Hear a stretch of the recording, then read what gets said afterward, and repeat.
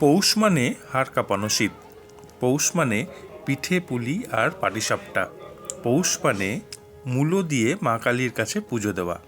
মঙ্গলবার বছরের শেষ দিনটায় আমরা পুজো দিতে চলে গেছিলাম নৈহাটির ব্রহ্মময়ী কালী মন্দিরে। সকাল সকাল আমি, তানিয়া ও জয়দীপ্ত মানে বুবুন আমরা তিনজন বেরিয়ে পড়লাম। বাড়ি থেকে বেরিয়েই চক্ষু চড়ক গাছ হওয়ার জোগাড়। এই যে বাপাশে লম্বা মানুষের লাইন দেখতে পাচ্ছেন, এটা বড়মার পুজোর লাইন। বড়মার পুজোর লাইন দেখুন, কত বড় লাইন, কত বড় লাইন, বিশাল লাইন। মানে এখন হয়তো লাইনে দাঁড়ালে হয়তো আপনার, যাই হোক, এই বিশাল লাইনকে পাশ কাটিয়ে পুরো শিবতলা গঙ্গার ঘাট পেরিয়ে আমরা স্বপ্নবিথি পার্কের পাশ দিয়ে আস্তে আস্তে এগিয়ে গেলাম। যত এগোতে থাকলাম ততই কিন্তু ভিড় বাড়তে থাক। অবশেষে এসে পৌঁছলাম ব্রহ্মময়ী কালী মন্দিরে। মার সাথে যা।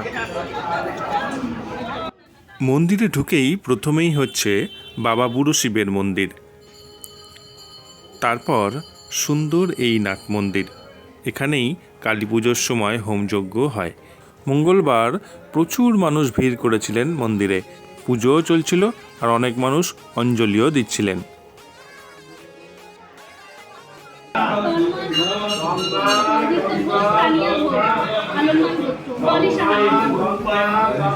একটা কথা আপনারা অনেকেই হয়তো আমার সাথে একমত হবেন যে আপনি খুব কষ্ট করে নিষ্ঠা ভরে গিয়ে পুজো দিলেন, নামগোত্র বললেন, তারপর পুরোহিত মশাই কীভাবে আপনার পুজোটা দিলেন, কিভাবে আপনার ফল মিষ্টি, ফুলের মালা যেগুলো নিয়ে গেলেন সেগুলো কিভাবে ঠাকুরের কাছে নিবেদন করলেন, কিভাবে মন্ত্রোচ্চারণ হলো, কতটা সময় নিয়ে আপনি পুজোটা দিতে পারলেন, কতটা ঠাকুরের কাছে যেতে পারলেন, এই সবগুলোর ওপরে একটা কিন্তু আপনার নিজের একটা মনের শান্তি বা স্যাটিসফ্যাকশান নির্ভর করে।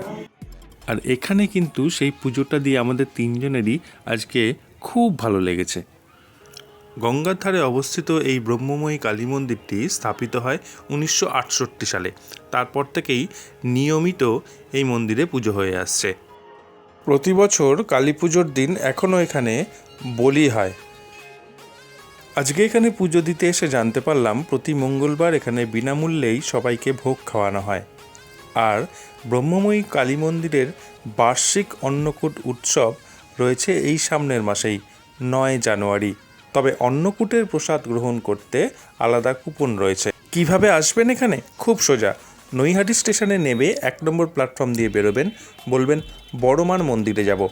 বড়মাকে দর্শন করে ফেরিঘাটের দিকে কিছুটা এগোবেন। ফেরিঘাটের ঠিক আগে বাঁদিকে একটি রাস্তা ঢুকে যাচ্ছে, এই রাস্তাটা, এইখানে কয়েক পা এগোলেই ডান হাতে পড়বে ব্রহ্মময়ী কালী মন্দির। তাহলে আর কি, সময় করে একদিন চলে আসুন ব্রহ্মময়ী কালী মন্দিরে।